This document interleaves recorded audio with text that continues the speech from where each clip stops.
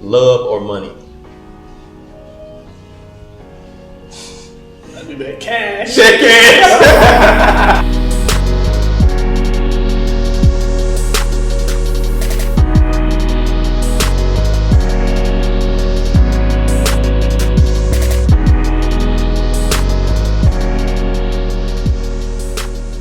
Welcome back to CEO Talk, where we interview leaders, entrepreneurs, and creators. My next guest checks off all those boxes.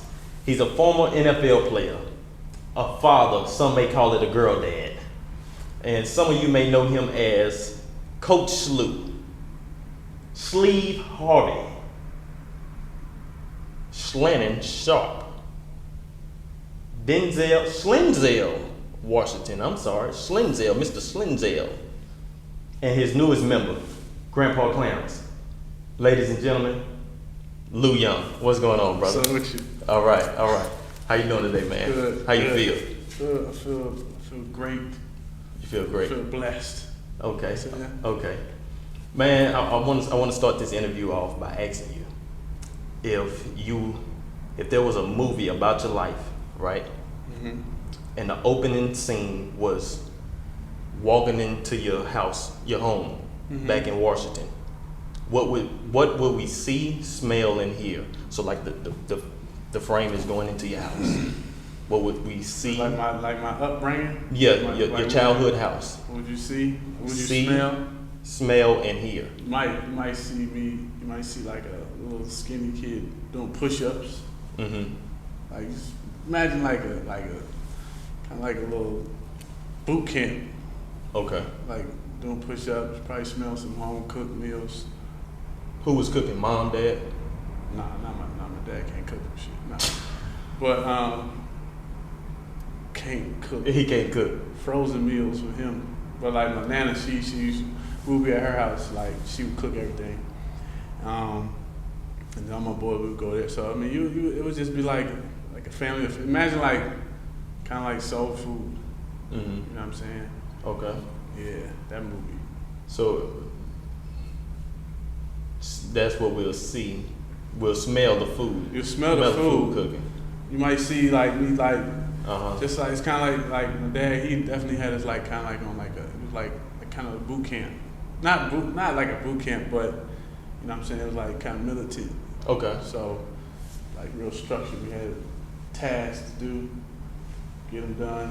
You know what I'm saying. Every once in a while we could be watching the game, knock out some push-ups. Okay. And what about here? Did y'all have like music playing? Was a certain TV show on all the time? Or Oh yeah, ESPN. ESPN playing all the time? Yeah, games, NBA, Okay. league pass, all that. Straight sports. Straight sports. But I would like sneak off and watch comedy and stuff. Okay. Yeah. Okay. So you say your daddy was very militant. Mm-hmm. Was your daddy in the service? He was in the Navy. He got kicked out. Okay. He was in the Navy though. He was in the Navy. Just for a little bit. Yeah, they had to get him up out of there. They had to get my boy up out of there. Yeah, he was in there for a little bit though. Okay. Yeah. And what did he do? What did he do after the Navy? He left there. He was working at a jewelry store, like called Merlot Jewelers back home in DC, and then he was making kind of name for himself, selling jewelry. Then he just was like, man, I should do this on my own. So he quit and started his own company with jewelry and shoes, and he started that before I was born. So it's been like over 30 years, and he's elevated and everything. So now, like a lot of his clients is like some of those pastors you might see on TV yelling and shit like that. Yeah. So they might have the big alligator shoes on. Yeah. Crocodile on there. The jewelry store was before you was born. Yeah. Okay. So the military jewelry, all that was. It's like, I think he was still working there when I was like maybe like 1 or 2. And then right around when I was like 3, I think that's when he like just said, he was gonna take a little risk, and everybody told him he was stupid. He was like he was crazy or something. Mm-hmm. He didn't care. So like I said, 30 years later, he's still doing his thing and has grown to like just some different levels year after year. So Okay. I definitely look up to that a lot. Look up to that entrepreneur spirit that he has and actually exude. Okay. What about your mother? Like what she do? Yeah, what she do? What you know? She started off like working and with like juvenile kids, like kind of like bad kids back home in DC. And then like she like same thing. She elevated. She went back. She went to school while she kind of had me. So I want to say like when I was like 6, like I would like travel with her to school. So she went back to school to get her degree and everything. Okay. And then now she's the deputy of Superior, like the head deputy of juvenile services in Superior Court in DC. Okay. So both of your parents, you actually got to see them walk that ladder, those stairs, and like and my move dad, on. I remember like growing up, like we had like boxes and boxes of shoes, like he was trying to sell, like in the kitchen. Okay. So like you couldn't get to no.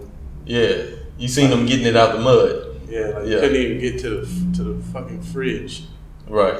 Like boxes, and he was helping him do his thing. Mm-hmm. So same with my mom, like she was traveling up to Philadelphia driving up there, and it's like it's a little beat up little red car. Mm-hmm. And then we would just riding up. I would just be right there with her. So Okay. I seen them both do their thing. Do their thing. Okay. So so tell us about like middle school, high school. Start me off at your career going into the NFL. Like Middle school. Middle school was kind of like kind of rough because I went to a few middle schools, so I was kind of acting up. You know what I'm saying? 12, 13, we hit puberty, so like you was acting up just being bad in school, or acting up with girls' problem, or nah. Girls ain't never been my issue. You know what I'm saying? But like just like man, just acting up. You just like I remember one time I did some stupid shit, like wrote on in the basketball, we had like assembly or something, wrote on the basketball, like in the gym, the little hall, you know, the little old busted white painted walls. And then I had a little crew, and we was like the 202 clique. So, y'all was gonna get hit with the Rico. Yeah. So I wrote in my perfect handwriting, same handwriting as mine. I think like by lunchtime they called me in like this matches up to your homework. Like suspended right there. You know what I'm saying? Like that stupid stuff. Just stupid teenager stuff. Yeah. Fighting, you know what I'm saying? But just being a little rebellious. So then from there, my the vice principal, I was in DC school with my mom. I was tripping. And then I had to move with my dad. I was still tripping a little bit. And then so your parents wound up splitting up. Now my parents, they were never, I never seen them together. So I always lived in separate households. Okay. So I never was in like a family married household. So like I said, if you was you might walk in DC, then we might have to get on the beltway to my dad's and then go to my grandmother. I was like, it was like a village. Okay. Really like real live village raised me. So I was kind of like all over metropolitan area like that. So, but yeah, then I moved with my dad. Was still tripping, and then like my vice principal, he was trying to work with my dad. He was like, man, trying to help your son, blah blah blah. And then he had this like all boys school, because I was about to get expelled, and then they found this school. I had to go there for 8th grade, and that shit was like boot camp, military. Yeah. Like crazy. Yeah. But I mean, it definitely helped me It out. helped you out, right? Like I always tell people like that vice principal saved my life. Okay. Okay. So there's definitely somebody that played a major role in your life. Yeah, definitely. Okay. Mr. Harris. Mr. Harris, shout out to Mr. Harris if he's still Mr. around. Hot Sauce. This nigga would have like every hot sauce in the grocery store in his office. Come on, man. So you like walk in there, you get in trouble. You might have a little BLT. Yeah. Put it on hot sauce. Spice it up a little bit. I had to wait till he finished eating for him to give me my sentence. Right. Yeah. So he had Louisiana hot sauce in it? Yeah. Oh, okay. Sure. Okay. Yeah. All right. So that's with your parents and going into middle school. So did you transition from middle school to high school in the same boys' school that you went to?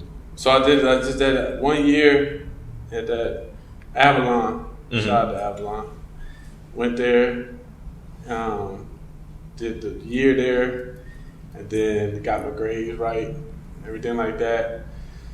But like I said, I still was like acting up a little bit. But with them, like if you got in trouble, like you had to do push-ups, like you had to run around the damn campus. Mm-hmm. Like if you fought somebody, you had to literally run around in circles with them, mm-hmm. sit right next to them, and like you know what I'm saying. It was really like brotherhood type of thing. So that kind of shaped me up a lot. And then after that, that's when I went to high school, went to good counsel, and that's when I was traveling a lot for these different schools. Okay. But like I said, it was all worth it. Right. In the end. So in high school, by the time you reached high school, you had cleaned your attitude up, and you know what I'm saying? Yeah. So in high school, where did you know that, like, okay, damn, I'm good, can go somewhere, or did you know that already going into it? I came out the womb, I was ready. Okay. It's like, no, I'm fucking with you. Like I always, like sports was always like like I said, I would get into these little, immature little mishaps or whatever, but mm-hmm. sports always kind of kept me somewhat balanced. Okay. So and I thank God my dad, like he would never take sports away from me. Mm-hmm. You know what I'm saying? Like he'd take my phone, take all that shit. But he would never take sports away. You know what I'm saying? He'd be like, are you gonna go to practice or come back home? Okay. You know what I'm saying? You're gonna play this game, you're gonna come back home. Did he ever tell you, like, I saw the potential, so I wouldn't? Yeah, like he always said, like, he was like, you know what I'm saying, I knew you had a ticket out with this. Okay. So, you know what I mean? He's seen that, and everybody be like, why, like, you should take sports away from him, blah, blah, blah. Like, my mom used to be like, I would take the game away from him. He's like, fuck that. Right. So, I appreciate it, because, you know what I'm saying? Like, right. Okay. Before I move forward, you said that when you were still in your quote unquote bad days in school, you was getting into a lot of fights. Mm-hmm. My research department told me that you a black belt? Yeah. Yeah. So you wore some ass. This license.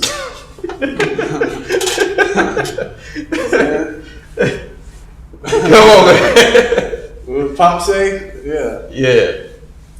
So when you got into martial arts? My dad got me in it when I was like 3. He lied about my age. So you really can't start until you like maybe like 5. Uh-huh. So I was in there like 3. And my grandmother took me. My nana, she called. She's like, they gonna kick this little boy out. She said I was in there with big ass sword, like fucking around with people. Yeah. Real sword, like yeah. So, but yeah, it was like my release away from, like, I would take all my anger out.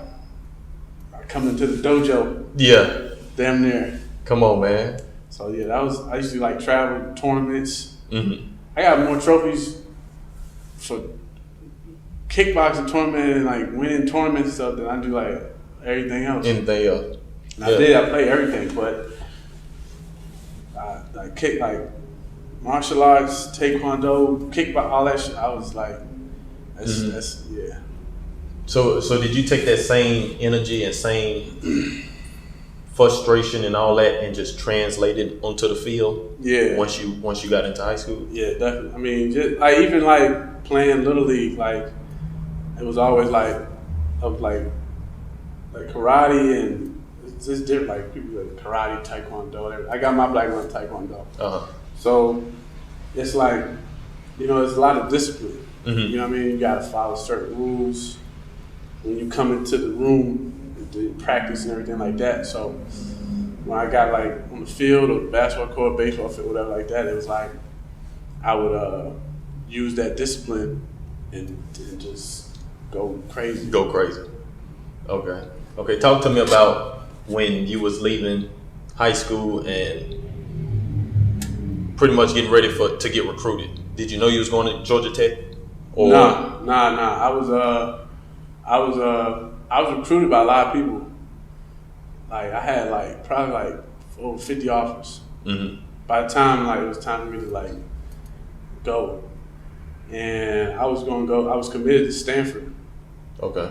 And then like, you know, I'm just like, I was getting like homesick. I was thinking about like maybe getting homesick, being like that's California. Right. And all the way from DC, and then like my mom don't fly and everything like that.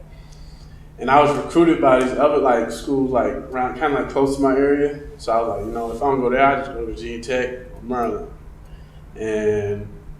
or UVA. The head coach at UVA got fired, and then it was like 2 weeks before signing day. He had just signed Georgia Tech named Al Groh. Okay.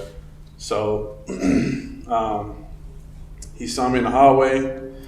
He knew about my recruitment. And I was just walking down to get my books from my locker. And I didn't go to class the rest of that day. Like they kept me. We just talked the whole day. Next thing you know, I was on a flight to Atlanta. That weekend, by the next week, I was committed. You was committed. I didn't really need to see the fucking campus. Once I like touched down in Atlanta, I knew about Atlanta from like music videos. Okay, so that was your first time to Atlanta? Yeah. So when I came to Atlanta, I was like... Fresh meat in Atlanta. I was like, yes. It's going to be me right here. I ain't going nowhere. So yeah, it was definitely, yeah, I mean... It was definitely like, learn, like culture different. I met it like, you know what I'm saying, I got a lot of close friends out here. Right there, BJ, you know what I'm saying? So shout out to BJ. Yeah, so like I said, I got like it's like my home away from home. Okay. Yeah. So while you was at Georgia Tech, tell me about your football career there. Like some highs, some lows. Yeah, I mean, like I said, it's not like or it was like highs and lows, like I would get in trouble. Any major like lows? Low. Just give me one major low and one major high. I got suspended a couple times. I got suspended. Say, bro, we starting to see a pattern here. I think we see a pattern, guys. Yeah, it's just getting hot in this bitch. I got suspended like, let me see. I got suspended for sneaking out. Kirk, we was in the shittiest bowl. You're out from Louisiana, right? Yeah. I no disrespect. Ain't shit in Shreveport. It's not. Nothing is in Shreveport. Okay, nothing in Shreveport. And we was in Shreveport at the what's that bowl? What's that shit called? It was the Advocare Bowl. We were playing Air Force, and I was like playing as a true freshman. I was playing, but I snuck out, and I got home. I got away free. You know what I'm saying? I got back to my room safe and sound. Right. He know he snitched on me. We ain't gonna say his name. You watching, you see it. Won on money, KC. Snitched on me. Okay. And knocked on my door the next morning. Oh my God. I'm thinking like I might have missed breakfast. Come down, coach. named Paul Johnson. He was like, the other dudes, they was like, basically, he was like, all right, I'm speed for the first half. Mm-hmm. I was like, all right, cool, whatever. I was playing a little bit, but I was like, whatever. And then, yeah, so that was that. And then, like, the following year, I suspended again. So that was like a low. That was like the low. The suspensions were the lows. Yeah, it was like, I was like balling, like sophomore year. Now I'm like doing my thing. And then I sold tickets. We had to, first of all, we had to start wearing suits and shit, right? Mm-hmm. So I was like, I'm not about to ask my people for money. Right.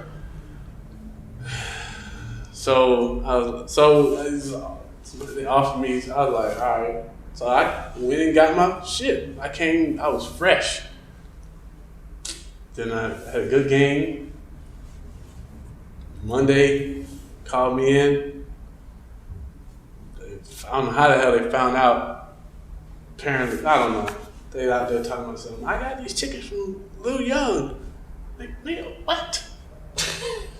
But shut up. Yeah, so I dealt with that, and then the following year, so then like going into the next year, I broke my thumb.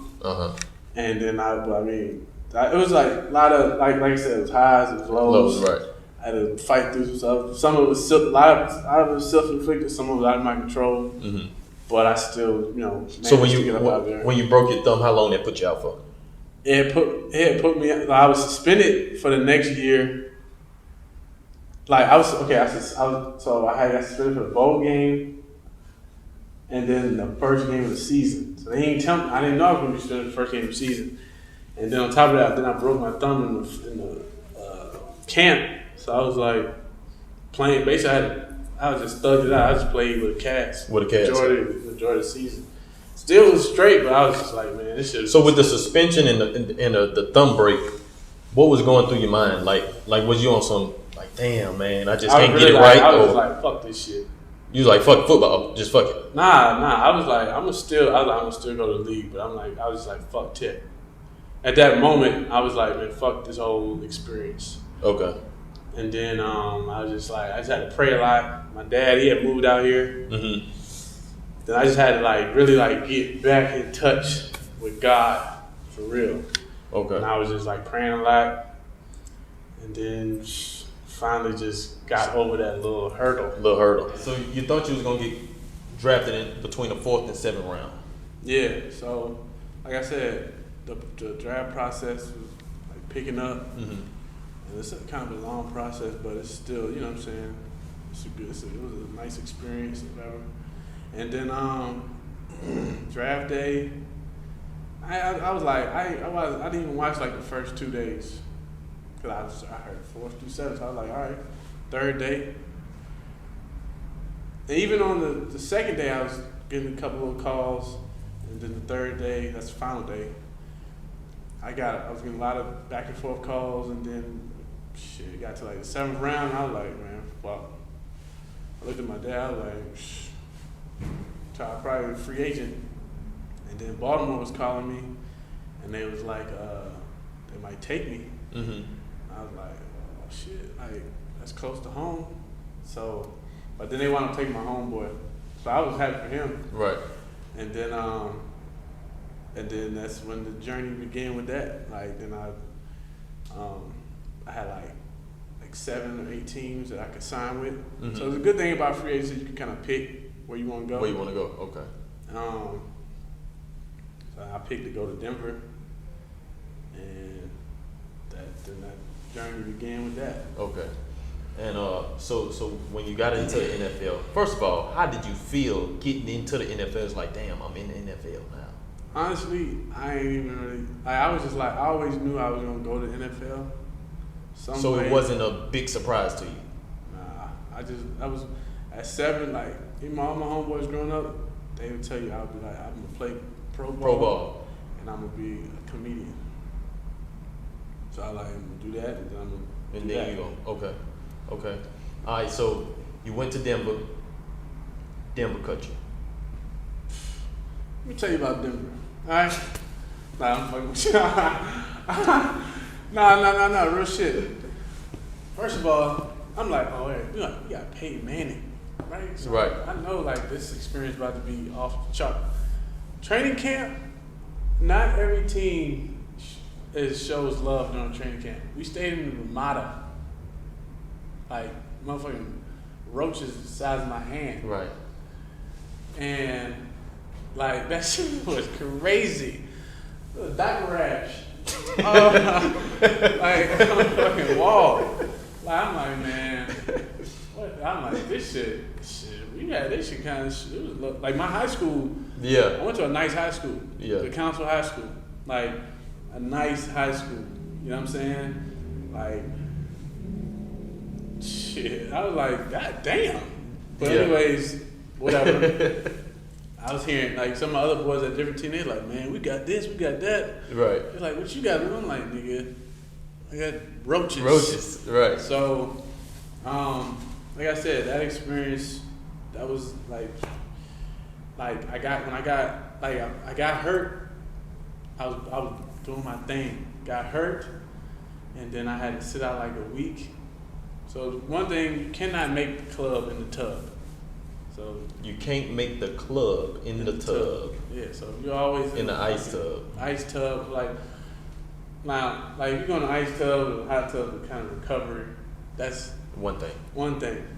But if you in that motherfucking, the doctors got to keep tending to you. Now you look like they can't rely on you. Right. And my man Al Grove, who coached me at Tech, he always used to say that because he coached in the league. So okay. I was just like, man, fuck, like, I had an injury, whatever. But they were still showing me love because I was doing my thing prior to. But still, it's all about what you've done for me lately. Lately, okay. And you know what I'm saying? So then I recovered, came back, did my thing, right? I'm talking about I did my thing. Right, you was shining on the field. I was shining. You was that. And they was like, yeah. They was like, so they basically like, yeah, right. So they was like, you got hurt. So what we're gonna do is, I didn't even know about the practice squad. Mm-hmm. I didn't even know there was a practice squad. And then I just thought you made the team or you didn't. Mm-hmm. And then the practice squad. So they signed me. They said they're gonna sign me. And then so it's like you gotta spend like a whole day. You gotta go for the whole little process. Mm-hmm. And then they like I'm seeing people leave and everything, so it's like 10 people left.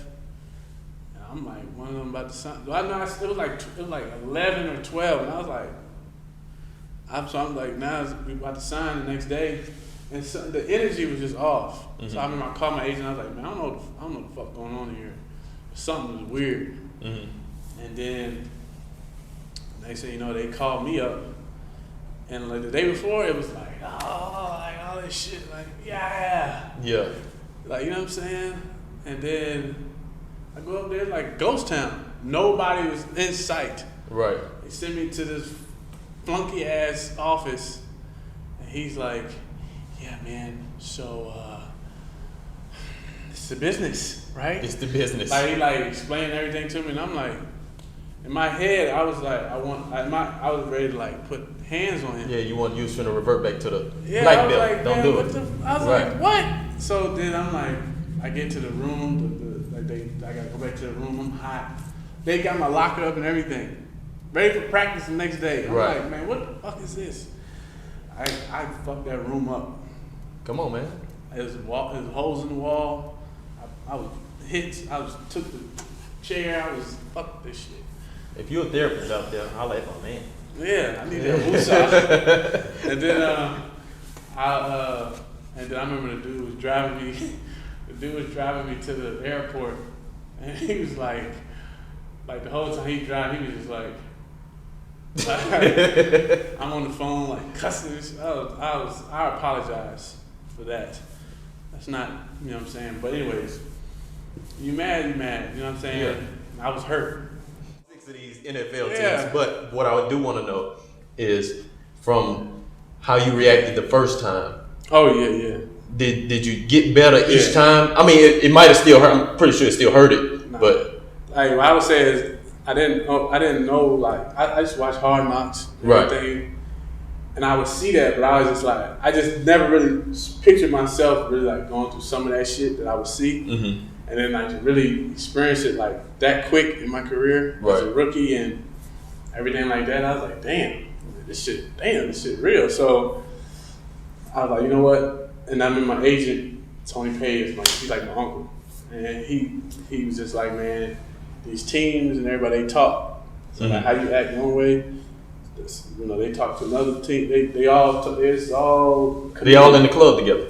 Right. So I was just like, okay, I kept that in mind. So I was like, you know what I'm saying? If I go to this again, I'm not going to act that way. Okay. So I got more mature, took my, punches to the chin. Took it on the chin. Just kept rocking. So by doing that, I've established a lot of great relationships through my career. Okay.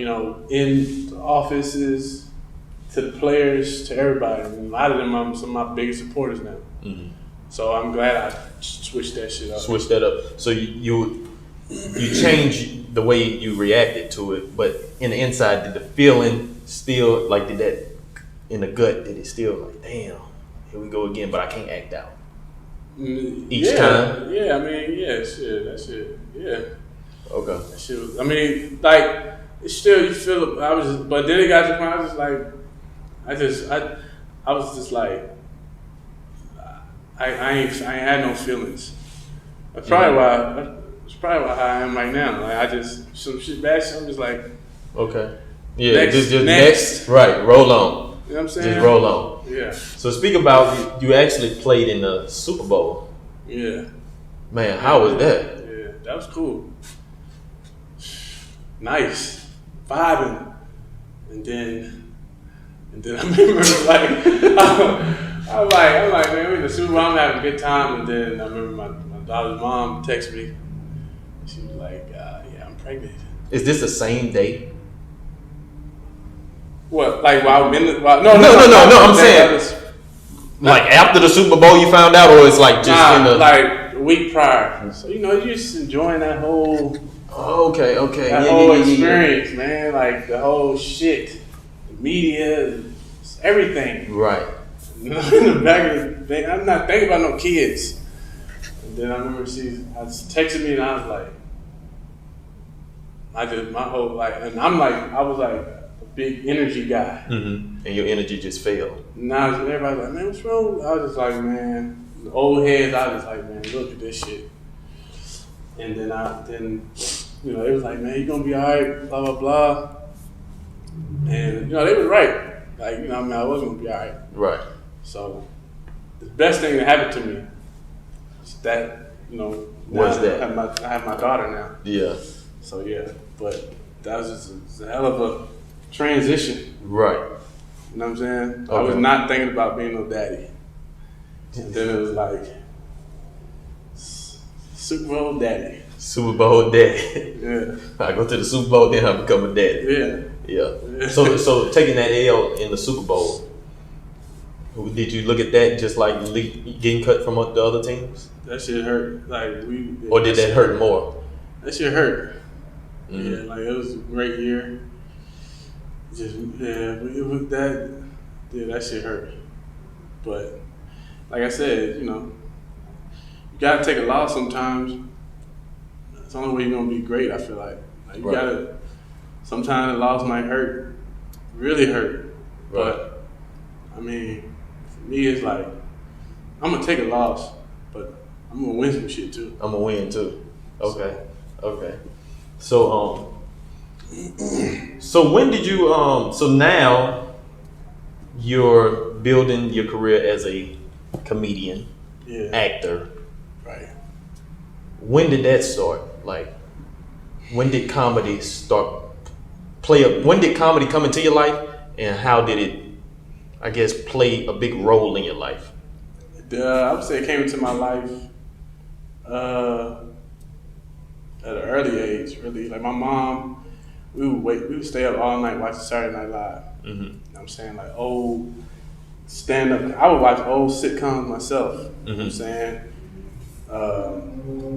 And then my dad had these old like VHS, and it's like all like Bill Cosby stand up, Red Fox, like Richard Pryor, Eddie Murphy, a lot of people. Mm-hmm.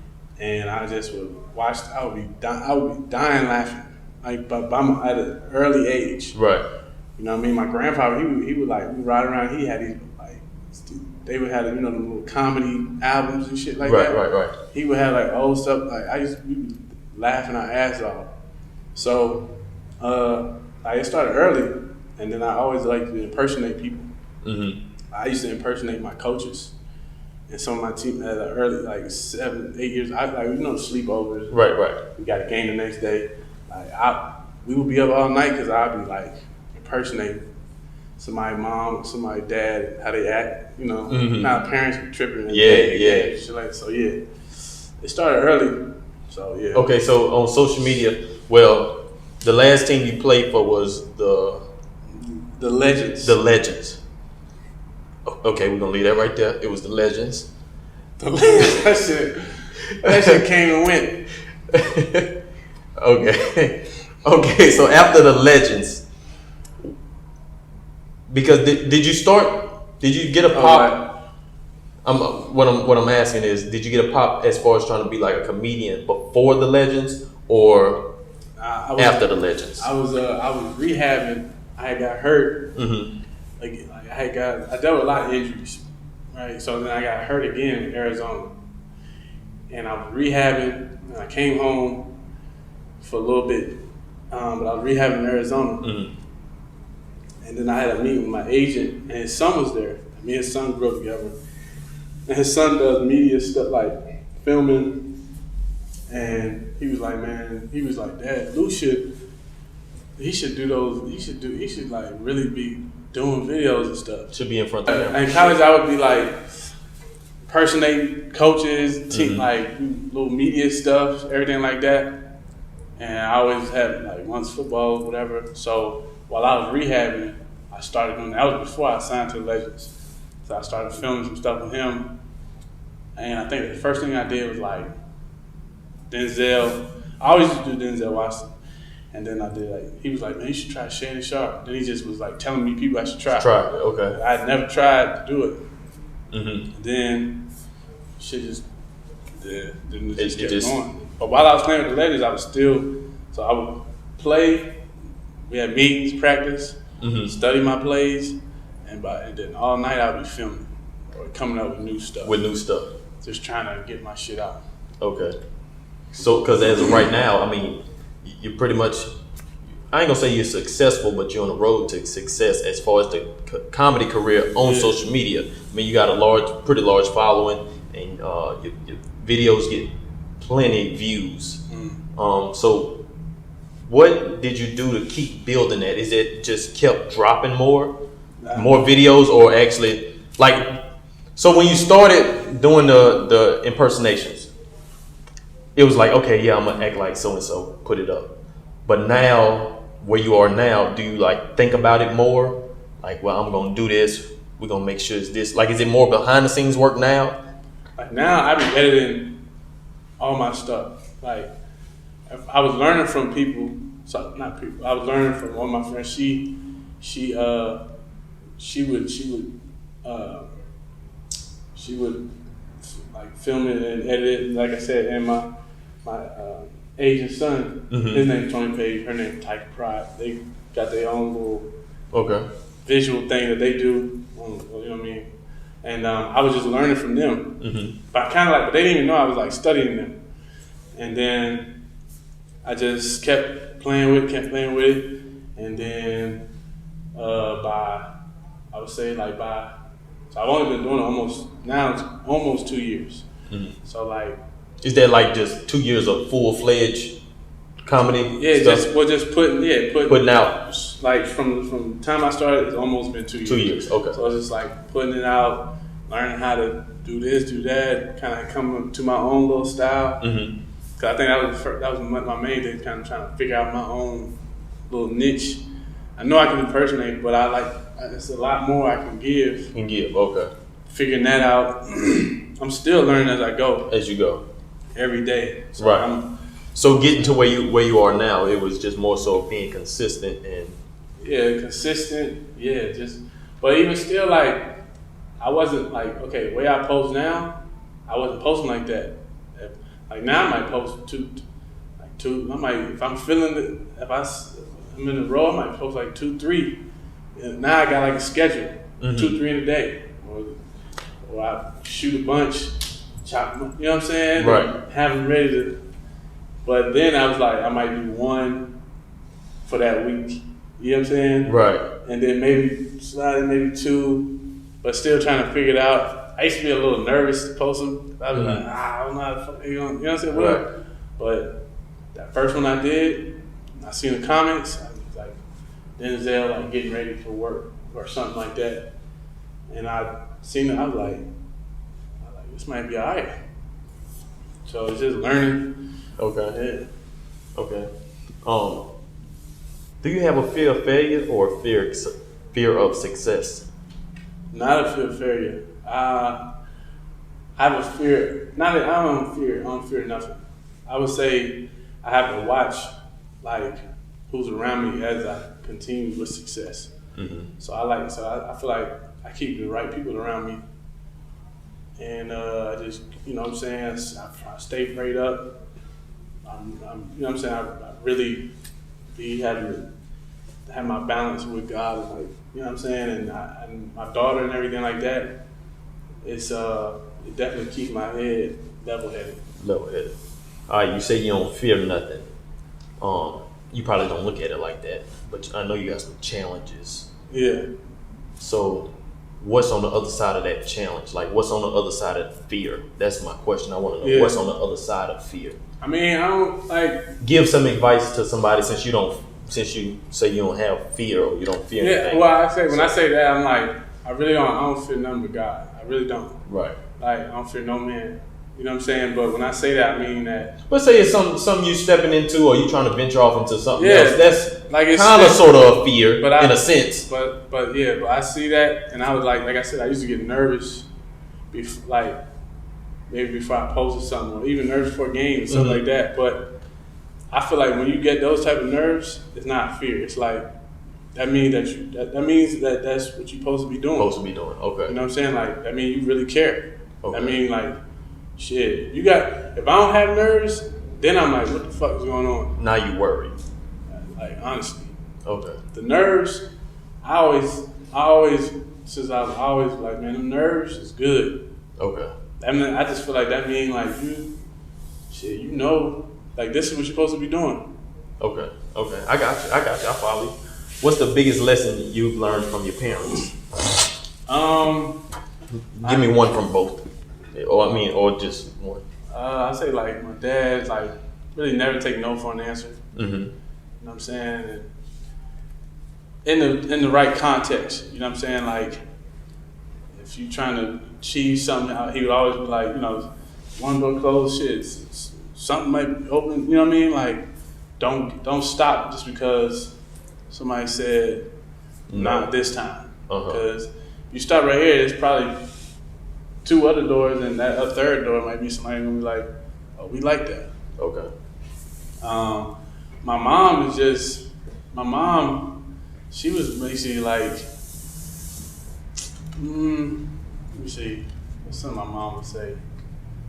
She would always be like, you know what I'm saying, as you grow with success, like it's gonna be a lot of competition, it's different competition.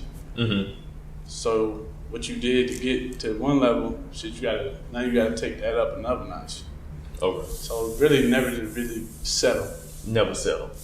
Okay. Man, you a Nipsey Hussle fan? Yeah. Yeah, that's my favorite artist. In the song Real Big, you know what song I'm talking about, Real Big? In the song Real Big, he said, I sit with myself when those doors close. And I took that line as that he sits with the voices and deal with the voices in his head when the doors close. Mm-hmm. So how do you deal with the voices in your head? Like I said, man. Like, do you have, everybody got negative voices in your head. I want to know when those negative voices creep up, what do you do? The negative voices, the energy is just there. I got to pray a lot, you know what I'm saying? And really just, I would say I pray a lot, and then it kind of like the doors and all that, it just kind of closes. Like then I got blinders on. Okay. You know what I'm saying? So when they creep in and they talking loud, they yelling, Right. you straight to prayer. Because a lot of times my reaction might be to swing. Mm-hmm. But like I said, I'm trying to live different. Right. You know what I'm saying? I got a daughter. You know what I mean? I'm not trying to be out here acting reckless. Like I have a nonprofit, you know what I'm saying, with Right. little kids back home. So I'm trying to set a different example. You know what I mean? And I don't want it to be about like you know what I'm saying? It's like, oh Lou, he always angry. Angry, right. Like, nah, I'm actually a nice guy. Man, speak about your nonprofit, man. You got a nonprofit that you started? Yeah, it's called Hope Finders. Actually, my dad started when I was younger, and I've always liked giving back to kids. Like even high school, everything, I would like to work camps or whatever in the community. I always liked giving back. So once I got old enough, then I took it over.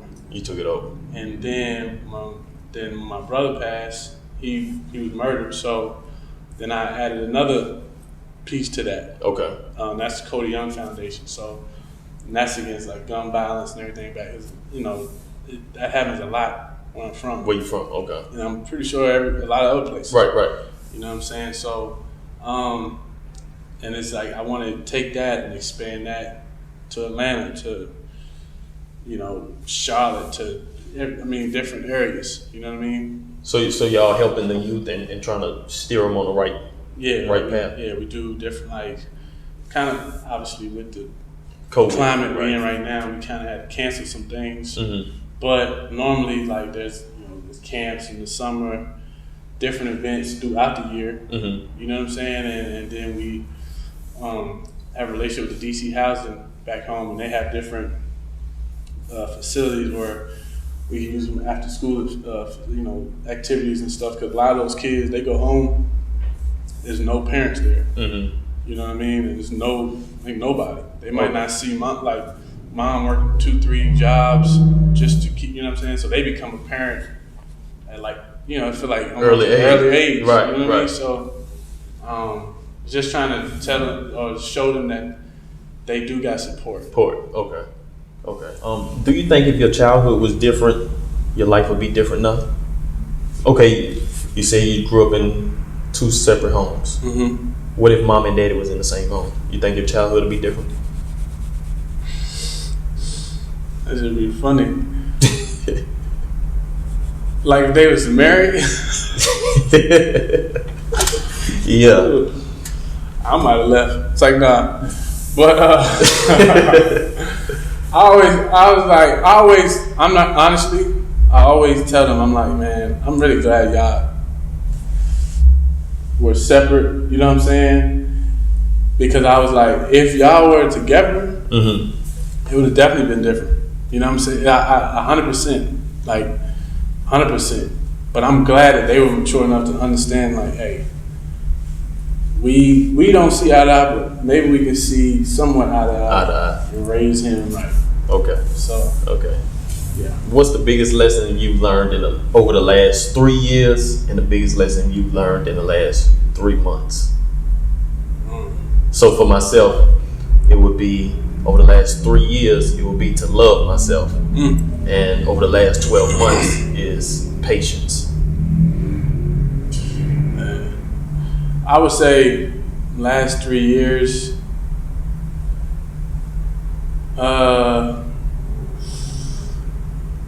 I would say the last 3 years is just to take what God gave me and maximize it, like not hold back no more. You know what I'm saying? And like I say that within my comedy and everything like that, it's like I don't really believe in like fortune tellers and everything like that. Right. But I was in California and almost like 2.5, like, you know what I'm saying? And right before I started this, and I had been thinking about it, and then I remember we was just out, And I just went to her. She was like, the lady was like, you got an idea? And she's like, you need to do it. And after that, I was like, all right. Maybe. You know what I'm saying? Right, so I was like, it was just like, just take that talent, take what God gave me, maximize it. I would say in the last 3 months. 12 months, 3 months, recent. It's good. Yeah. Probably, probably like, I would say, the last year, I would say the biggest thing is like trust, like just really, really trusting my first my first instinct. Okay. Not second guessing. No second guessing. Nah. So it's like, if I got an idea, go with it. I'm going with that shit. Like, even if now it's like, if I got an idea, now I'm putting it on the table. Okay. And I'm letting it ride. You letting it ride. Yeah. Okay. All right. So as far as comedy, would you say the Steve Harvey thing blew you up, like projected you, like got you real big? Yeah. Because that idea was brought to me by my friends, Tyke, who was filming me, and her mom was like, "Hey, has Lou ever thought about this?" And I was like, I've been a fan of Steve Harvey, but I was like, what she want, like the high top Steve Harvey, like from the Steve Harvey show? Yeah. She was like, no, the talk show. But at the time, I didn't really. I would see it, but I didn't watch it like that. I don't watch TV. I didn't watch TV I don't watch TV a lot like that. So I just was like, man, put it on. So I YouTube a couple scenes, and I was just like, you know what I'm saying? I was like, he be saying some stuff, but they be like geeked.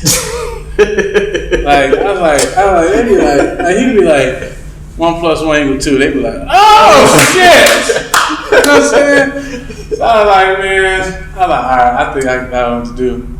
So then she was editing that shit, and I was like, and I did it, and she was editing it, and I'm looking at her, I'm like, why are you laughing?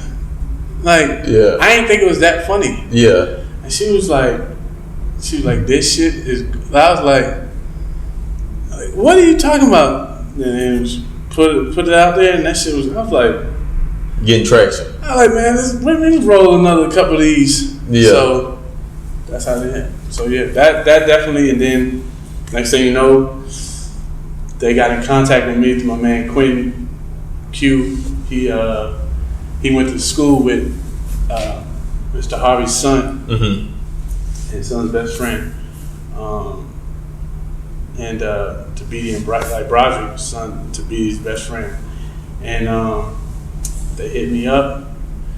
He called me, Q called me. He's like, "Hey man, they trying to get your number." I was like, "Hey, give them the number." My number, right? So then the next thing you know, they hit me up, and by the end of July, I flew out there. They flew me out there to Fan and Fuse set. And before I got out there, he's like, "Hey man, we kind of looking to sign you." So it's kind of like a audition type shit. So I'm thinking I'm just, you know, he liked my thing a little bit. So I'm meet and greet. And this shit was like, I was like working. I was like, all right, bet. Then we had a script. So I got there, I studied this script like it was a playbook. Yeah. I knew everything. And then they were like, yeah, so we're going to scrap that. And I was like, what you mean? So then I feel like they was like doing certain stuff to kind of see how I reacted. Like I said, experiences that I went through with football. Right, there we go. Now it's starting to tie together. Yeah, so I was just like, oh shit. But I've been like cut. Yeah. Not worried about this script, right. So, boom, I was going. And I was, after that, I was like, oh yeah, like, I was like, I can do this in front of people. You know what I'm saying? It was a different crowd. Right. You know what I'm saying? It wasn't like cookout. Yeah. It was a different crowd. So I was like, I don't know. But yeah, it went. So yeah. Well, I know one thing. You walked out there with mad confidence. Nah, I remember I walked. I'm saying from a viewer standpoint, it was like my boy come out there. Yeah, you know? nah, literally, I just tapped in, but like I'd be lying if I said I wasn't nervous. Right. But I remember we was in the little green room area behind the scene type thing, and he was like smoking a cigar. He was chilling. I was like, That's Steve Harvey. So like he like see me, he looked at me, and I got the stocking cap shit on and everything. I wanted to kind of meet him without the stocking cap right. and all that. He was just like, he just started laughing. He's like, "Well, you're a funny motherfucker." And I was like, you was trying to be cool. I appreciate it, bro. I'm like, I fuck with yourself too. And then the other people that I'm about to get on the set, and they was just looking at me like, all right, let's see what you got. Yeah. Damn. Then I turned the corner and I was just, when them lights hit, I'm gonna show my ass. Right. You got to. Man, with this journey that you're going on, is there anybody that you wish that you could take with you or that would be here to go with you? Oh yeah, my brother. Your brother? Yeah, 100%. 100%. Because it's like I feel like I always wanted to kind of like bring him with me. Right. And, you know what I'm saying, just having, every day, I'm like, damn, I wish he was, I don't know how many times I say that. You know what I'm saying? Like, I wish he was right there. Right there with you. And when I did the thing for Steve Harvey, it was the anniversary of his death. And I didn't even realize, I was so caught up. And then when I finished, I just broke down like, damn, like this shit supposed to be happening. Supposed to happen, right? You know what I mean? I just wish he could see it, but I know he sees it. Yeah. Is there anybody that's big in the industry that you want to collab with? Who is that? Like big? Like, I mean, you done already collab with Steve Harvey. I'm kind of. If I could get in a movie with like Denzel Washington. Come on, bro. What's her name? Jennifer Lewis. You know what I'm talking about? She's funny as hell. I want her to play my mom. Yeah. I already let this shit out. Come on, give she it to me. Play my mom. Denzel might have to play like my dad, my uncle, or something. I don't know. And Jamie Foxx would be in there. Will Smith. Like I could just rub elbows with them. Eddie Murphy, Dave Chappelle. Oh man, Martin. let me tell you something. Like, come on, man. But I really, really like studied them. And like from this, I want like the social media is cool, but it's not. I'm not satisfied. You know what I'm saying? I want this thing to be goddamn running around. Like, you know what I'm saying? That's it. Back like a production, my own show, everything. So it just getting started for real. We're gonna move on to the this or that segment of my show. This or that. This or that. All right. Like quiz or something? I mean, you gotta pick this or that. Just one. You Game can't say show? the game show, the CEO game show. Today on the show we have Lou Young. All right, first one, Eddie Murphy or Richard Pryor?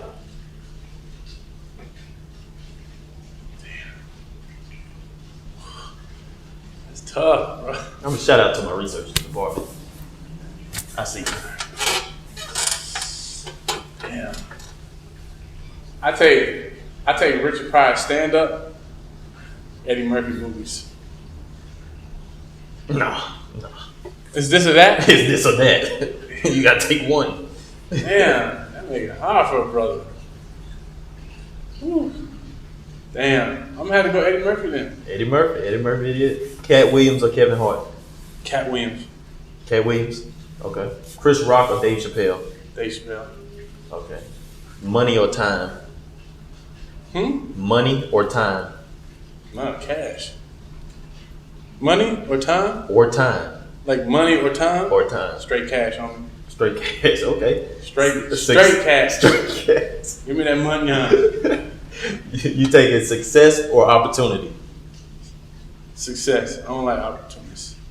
Like, you know what I'm saying? You don't like too many opportunities? Opportunities, I feel like when you prepare, The opportunity always gonna be there, and then that success will come. Okay. You know what I'm saying? Love or money? I need that cash. Shake hands.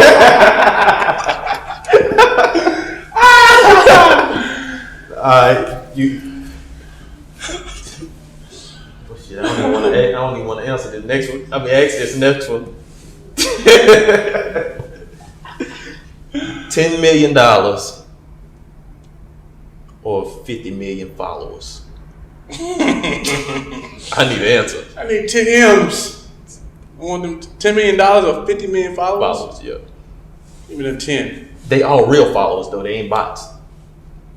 You still want the cash? The 10 mil. Okay. That's sign bonus. Okay. I sign that thing. You gonna sign that thing? All right.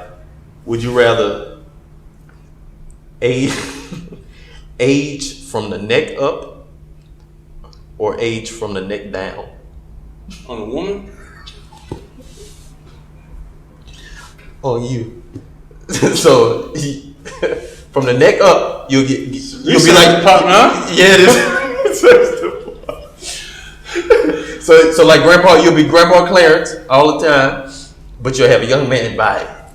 Or you'll be Grandpa Clarence down with a young man face.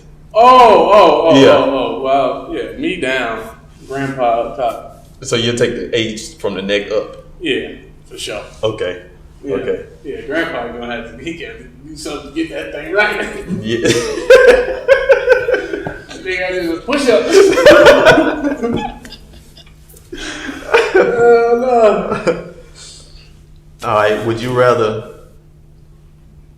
every photo on your phone be played as a slideshow in front of your family, or your grandmother to read your text messages?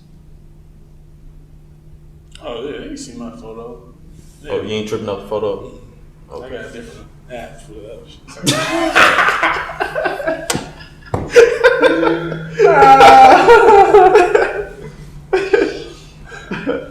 All right. Okay. And this one of my my famous this or that questions.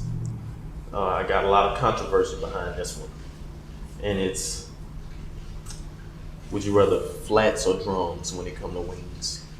Flats or drums? Oh, all flat, extra wet, extra crispy. Man, my lemon boy, pepper. my boy, shout Talk out to to everybody me. that like the flats out there. Talk to me. All right, so it's flats. It is. So if you was going to an island, you're going to an island, right?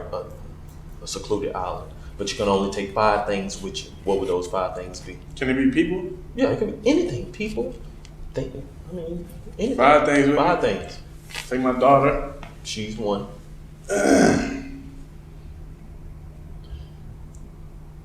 I'm taking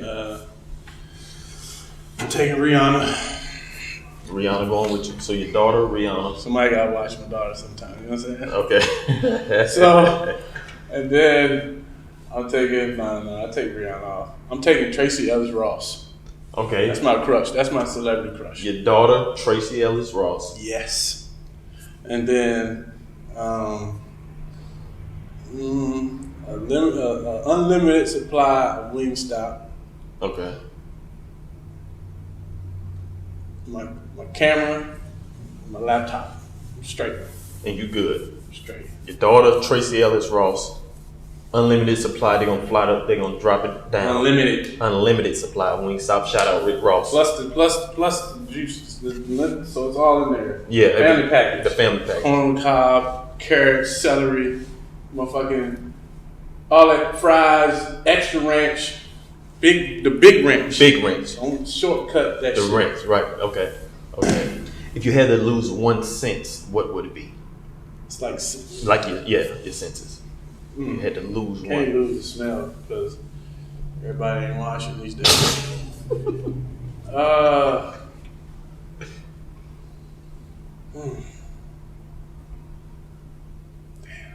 Think about if you lost touch. Yeah, you can't feel that. Yeah, no, I need a touch. Then you sure can't see I that. can take my eyes. I Ray Charles that thing. You're Ray Charles.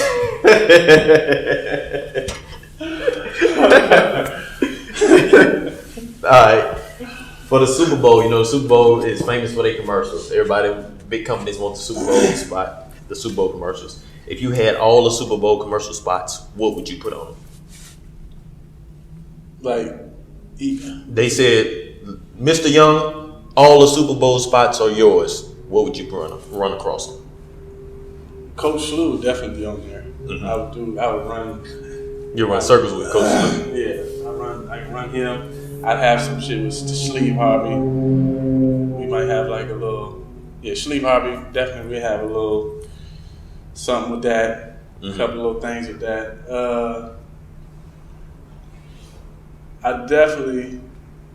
I would have to have a little body armor, something like a connection with my body armor people.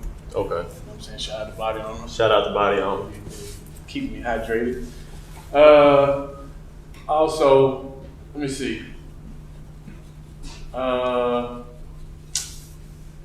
Damn. I would. You know how like Wiz Khalifa got that thing with his son, mm-hmm. Oreo? Yeah. My daughter's gonna have some camera time. Yeah. You know what I'm saying? So, yeah. We definitely got to get her in there. I would have like Master P food on there, the noodles. Them noodles, yeah, and the chips. All of it. Yeah.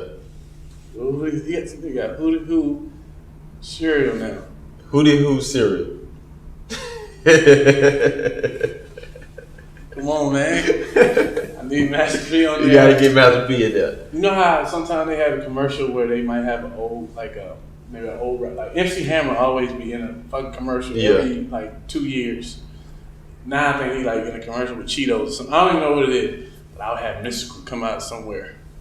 Like Mystical just gonna pop out. Yeah, like a State Farm and Mystical come out that thing. Right? Come on, man. Yeah, you gotta put him in there, man. So Lou, is there anything you want to ask me, man, before we close this thing out? Now how'd y'all find me? I've been following you. I've been following you probably about the last year and a half. You actually used to comment back to my comments. I do pride myself on commenting. Yeah. Much as I can. He will comment back as much as I can, especially like the first 24 hours. Yeah. 48 a little bit. I try. That's my. Because I like to show people give me love. I like to show love. I Yeah. don't want to ever act brand new. Right. You know what I'm saying? Like especially when this pandemic fall, and then people able to really reach out and touch. I'm here with all that love, pictures, all that shit. Yeah, but, so I actually I've been following you, and I seen the Sleeve Harvey stuff and the other things, but then when you started Coach Slew, it just took me back to high school football days. I was like, man, he got that shit on point. So when I started my interview show, I was like, I love comedy myself. I was like, well, let me start reaching out, and I was like, fuck it, I'll reach out to Luke. Yeah, I appreciate it. It's dope. So in closing, hypothetically speaking, if this was your last time on camera, your last message, everything, all your videos, everything was gone. This was the last time that you could put a message out to the world. And it was only 3 things. I want to know what are 3 things that you know to be true about life that you could tell the people. What would be those 3 things? About life. Life is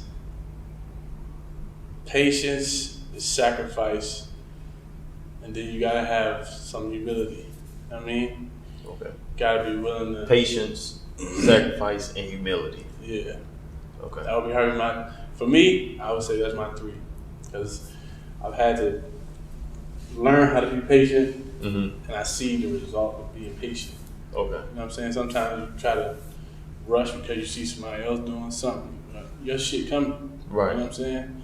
It's just right now, they up there, but you gonna be up. You gonna get to where you gotta get to. Okay.